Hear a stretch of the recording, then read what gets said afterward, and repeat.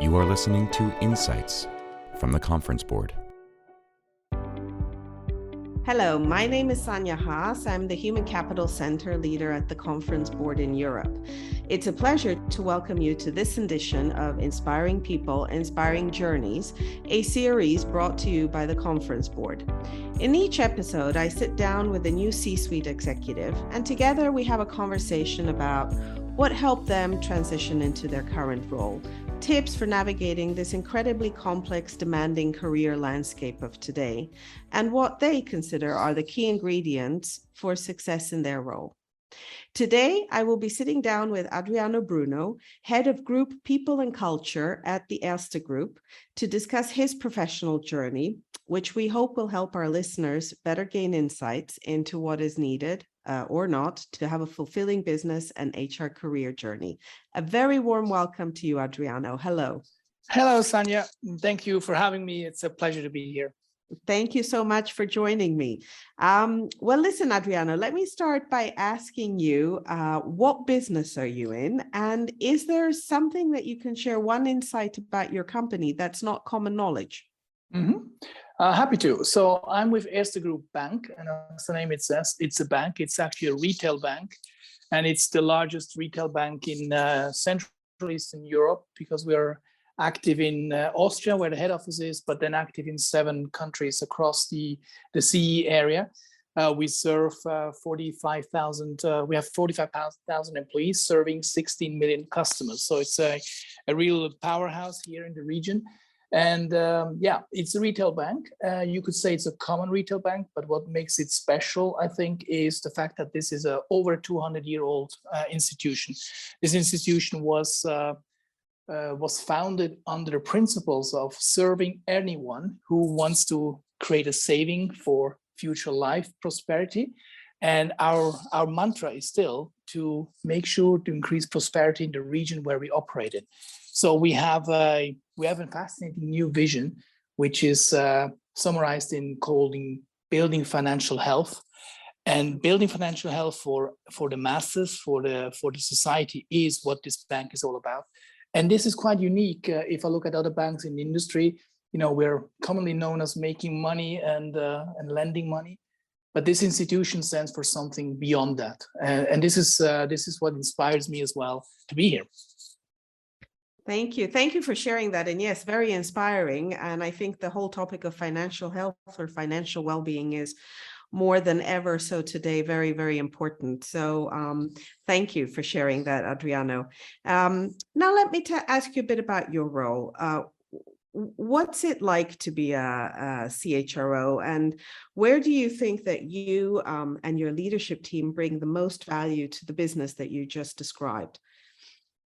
Right. I would summarize my role here, or my responsibility, as making sure that the people that are working here in this bank, know why they're working here. I have a very clear line of sight of the purpose and the meaning of their work. Got anything and everything they need to actually be performing at top of their possibilities, and then deliver the services that we require them. So we have a saying in HR here, and in HR is we want to build the best environment where people become the best version of themselves. And being the best version of themselves not only includes a professional career, like it's common, but it also includes becoming a very strong personality and a character which can actually help to make the purpose come alive. So this is what I would say me and my leadership team are all about. And for yourself, thinking then of the best version of yourself, and if you're in your current role, how does that look like on a daily basis, and or more particularly, your first 100 days in like as a CHRO? What was that like? Well, I have to say, to give you the context, I'm with the bank since 2.5 years. So I joined in the middle of the Corona crisis here. And I've been, before that, I've been in very large organizations, multinational organizations, but not necessarily in a retail bank. So my first 100 years was to look at what this bank is all about, get to know the people. So a lot to do with listening, a lot to do with asking the right questions, and being at the same time very, very authentic. So acknowledging when you don't know the things and be open about it and transparent, so you learn a lot. And but also giving the people the sense of, hey, there's somebody who really wants to learn and really wants to care about how this bank is performing, and that always pays back. I've seen that in my career in the past, and likewise here. So first on the day was understanding the business, understanding the culture of the organization, understanding how we could evolve this organization, and then start to collaborate with the people and co-create this future that we want to build. Yeah, that's very, very important. Thank you for bringing out those some very important points, like you said, the listening, the asking, being authentic, understanding, very important. And what you said, you weren't previously in this industry. What helped you transition into your current role, both from an industry perspective, I guess, and also from the role itself, from what you were previously doing? So look, previously I was in industries like consumer goods, so fast-moving consumer goods. I was with Unilever for a long time. I worked at Bayer after consumer goods business there. I also worked in IBM because I was a former IT manager. So in my first part of my life, I was an IT manager. And only later in the second part became a HR leader as well. So I mentioned this because the various industries and the various kind of companies I've seen helped me to be able to adapt very fast to new culture, new industries, and new kind of business models that I would encounter. And this kind of different experiences makes you adapt to new things. And new things, i.e. change and transformation, is the other red line that goes throughout my career. I've always been attracted to and actually navigated towards change and transformation. So the reason I came to this bank was this is a consumer business as well, because we talk to 60 million consumers, as you said. And even if you don't sell a hard store product, it's still a service you sell to consumers. So that attracted me to it. And the other thing is this bank wants to become more than just an ordinary commoditized bank. And so that's the change aspect. So these two things attracted me, but also prepared me for this role. Very interesting. And my next question was going to be actually about your journey, which you've now mentioned in terms of the change, the transformation, the different new situations, always the variety helping you to adapt to new situations. And as we look back, is there anything else you can share with our listeners in terms of your key formative milestones, some key moments in your career, or any ingredients for success or watch-outs that you can share with the listeners looking back on your journey so far? Well, that's a big question, of course. I need to reflect a little bit how to best describe it. So looking back at my career, as I said, I started in IT. And why did I start in IT of all places? Is because at that time, so I'm talking deep 80s, when the first PCs came on the market, I was just fascinated by the new technology and was fascinated by the opportunities. And of course, I started as a teenager gaming and all that stuff, which ironically is still in use today. But those days this was all new and the possibility seems endless, and I was fascinated by that. So I moved into this area with all my passion and maybe naive belief at that time how we could change and shape the world. So I went through that, and I think one of the learnings or one of the recommendations I could give is truly, and you hear that a lot, truly follow your passion. If you follow your passion, good things will happen. Sometimes you fall, but you always get back up because the passion carries you a long way. And that's one element. So I always followed my passion.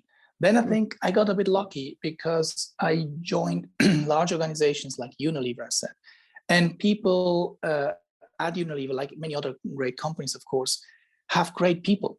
And that's the other element. So if you meet and have the opportunity and chance to meet great people, you can follow their recommendation, you can follow their example. and great people shape other great people. I've seen that again and again. And I was just lucky in the early days of my career. And so, the other thing is get where the action is, follow your passion, get there where the action is, and choose who you want to work for. Choose people who inspire you, who support you, who enable you, who empower you, who are there when you fail and help you reflect and learn. And this is so important. And at the beginning of my career, as I said, I was lucky. Over time, I realized this is more, you can actually steer that as a professional, as a young professional. You can watch out for these things. So watch out in the sense of positive watch outs. Go there where it's a thriving environment, where you feel happy, where you feel respected, where you feel psychological safety in that sense. And then, follow the leads that you have. And this is never wrong because it makes you feel good. Now, this is something that you should do if you don't care about hierarchy, career status so much. I also learned that this comes as a result. It's never a gain. So I never had a goal of becoming CHRO, but it happened over time. And yes, you get the perks as well, but that's never the driver. And so this is the things I would say: follow the passion and look out for who you want to work for, who inspires you, who makes you feel good. And then you can't go wrong, really. Yeah. No, so true, Adriano. And so it's so important, I think, especially in today's age, to stay true to one's value systems and one's dreams and passions, as you say. It's very important. Although, then I guess within organizations, reality hits, and there's Indeed, also, there's also the how should I say, the infrastructure of the organization. But I guess on that note, is there anything else that organizations can do to better help their HR leaders transition to more senior executive roles? Is there something that you've picked up in your journey where you say this was something that was done really well, or this is what organizations could do more of? I think what in order to help HR leaders become leaders in general, I think it's important that young professionals in HR get a chance to be in the business at the front line. So really deal with where the money gets done, where the business gets done. So get close to the customer, the consumer, whatever it might be, and learn the trade of the hardcore business, so to speak. I think a HR people would benefit for having in their career, first of all, not a unique career in one function, or in even one profession within one function. Like you should not always be in comp and ben, right? Which is very important, of course, but it doesn't help you to understand the full holistic magnitude of a full business. So I would advise not only within HR, move to different areas, learn the trade there, but get out of HR, and have the courage to get out of HR and learn different things. Being in a different support function, like finance, like marketing, that's okay too. But even more important is to go to the business line, go to the front. And that is, I think it's very, very important. So if you then come back into a leadership position in HR, you have not only a better understanding of the whole business, but you have a very big impact on credibility.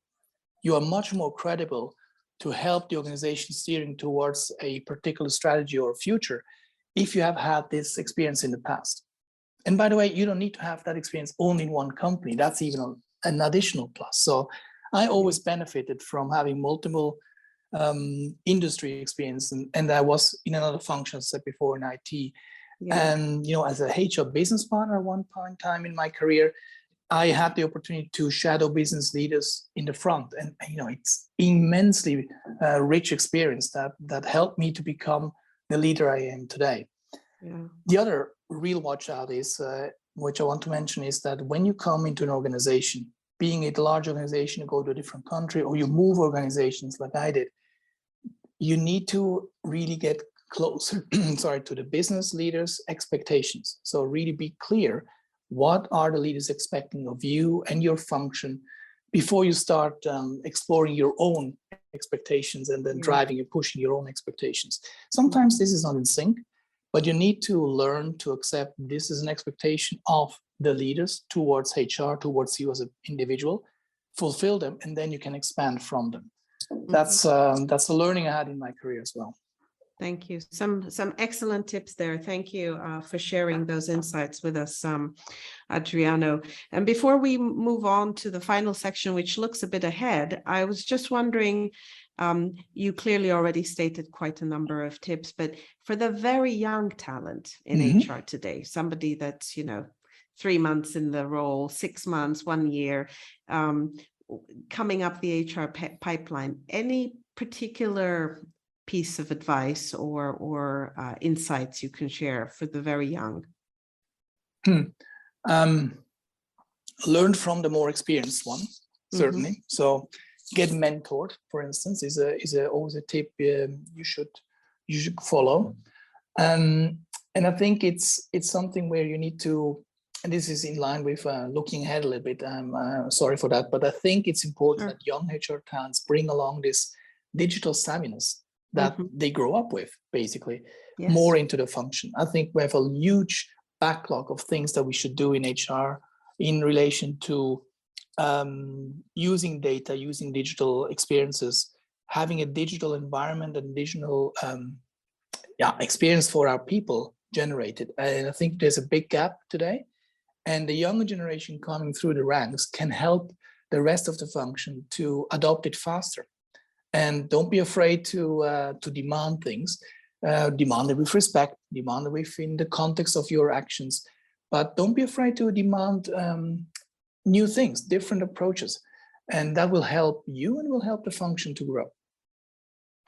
Thank you. Yes, very, very important. And I love this point about bringing the digital savviness into the workplace, because that is something that we at the conference board, through the center, through our council work, through members like yourself that we engage with, we hear very, very often that HR needs to digitalize even more.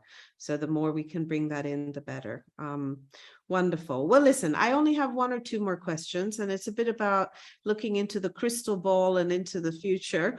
And I ask every guest, how do you envisage the future of our function? What are some of the developments and strengths, opportunities you see? Yeah, look, I alluded to this already. We need to become much more digital, much more focused on the employee experience. And the employee experience is a buzzword. I know that very well.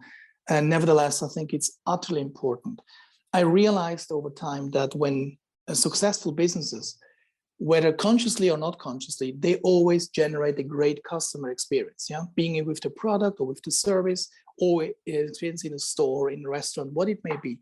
But it's always a great experience. And I realized now in the last few years that we need to focus on creating the great experience for people. I'm a true and honest believer in believing that if you make great experiences happen for employees and the workforce in general, these experiences will transfer and translate into great experiences for customers and services alike. Yes. So happy people make happy customers, make great results. It's a simple equation, and I believe it wholeheartedly that it works. So what we need to learn in HR is to think more holistically and less, let's say, functionally siloed. So more holistic about what makes an employee or a leader in the organization really work well. So again, making sure they become the best versions of themselves. And if you do that, then you realize, I think pretty fast, that it's not about HR processes only, the famous employee life cycle. An experience is much more. It's about how you get to work, what you experience when you commute, how the technology you use. In our day and age, working from home becomes like a second nature. So how much can we care about how it feels to work from home for this organization? How do we connect people? So generating an experience is an art. And it has not only to do with the core professional services that we do every single day in every HR organization. It goes way beyond that. It's about emotional connection. It's about making clear that people feel appreciated wherever they are, whenever they work. And this is not easy. But I think if we do this, then HR can grow beyond this. Let's say we are here for the employees and pay salaries, to be black and white, more to become the advocate of creating great experiences for the future. And this is what makes people stay in work environments. This is how we can tackle the great resignation, whatever you want to call it. I think if people feel happy, and I don't want to become a chief happiness officer, don't get me wrong, but if we know what make people tick, and we focus on these elements that we can improve on them, people will stay more likely in an organization and are more likely to collaborate with people. So in HR, we need to learn to become better digital savviness, to create a user experience which is seamless like in the outside world. We need to focus on creating great experiences and understand what makes great experience happen. And we need to focus on making sure people are able to share, co-create, and collaborate freely without the blockages and barriers of formal hierarchies or workflows. These are another elements. We need to learn to debureaucratize the organization and make it more natural, more human, if you want. Yeah. So, and this is the future of where I see this function going. Because if we do that, then the purpose comes alive of our organization. Then the kind of intrinsic motivation is inevitably there, and then you will make happy customers. So, I'm a real passionate about this. Yeah, wonderful. No, I hear it, and I know it from our exchanges, Adriano. And I guess the only question, the final add-on question to that one, to the then question, will we then also see more CEOs coming up from the HR rank and file? I expect so, and I hope so. I hope so because, and I think I'm not thinking only about the CEO. I'm thinking about supervisory boards of the future, so board of directors. I see, if you look at the CEOs or the board of director composition, you have people, risk people who can know how to manage finance, of course, and you have like IT technology kind of advisors in there. But where is the human aspect of things? Where is the people and purpose and culture element of this? So I think a CEO does not run an organization operationally. We know that if you remove a CEO, the company will continue to work. So the role of a CEO is to say, how can we create this environment which is unique, stellar, people want to join, they queue up to join this company because it's a great place to be, because it's a great purpose to fulfill. That's the role of a CEO. Inspire, make the connections to the big picture, and enable people, allow psychological safety. So in other words, there's some people would say these are the soft skills, but I think it's more than that. This become very, very important because the rest of the things, we got great professional, we got great education to become great professionals, but things about understanding what makes behavior change, what makes experiences great, is something you don't learn today, at least in the standard education. This is something you need to bring along because it's about personality, passion, emotions. And this is going to be more important than ever as a CEO and as a board of directors. So I believe CHROs with that kind of mindset have a good chance to be there. And I hope for the better of the world that this will happen. Yeah. Wonderful. Wonderful, Adriano. I have run the course of my questions, but I do want to offer you, is there any final thoughts, anything you'd like to add before we sign off with our audience? No, Sanja, thank you for the opportunity to share my beliefs and my passions. It's been a pleasure. And look, true to my world, if anyone wants to get more insights and wants to be mentored and have an inspiring conversation, I'm always available for that. And I'm happy to do so. Thank you so much, Adriano. Very interesting, very passionate. It came across, so very insightful, and thank you for your offer. I certainly learned a lot today, and I do hope that our audience did as well, and hopefully somebody will also pick you up on your kind offer. And thank you to our audience who tuned into this podcast. If you enjoyed this episode, please remember to subscribe to our Inspiring People, Inspiring Journeys podcast series, or explore the entire catalog and podcast programming from the Conference Board on our website. Thank you very much for today.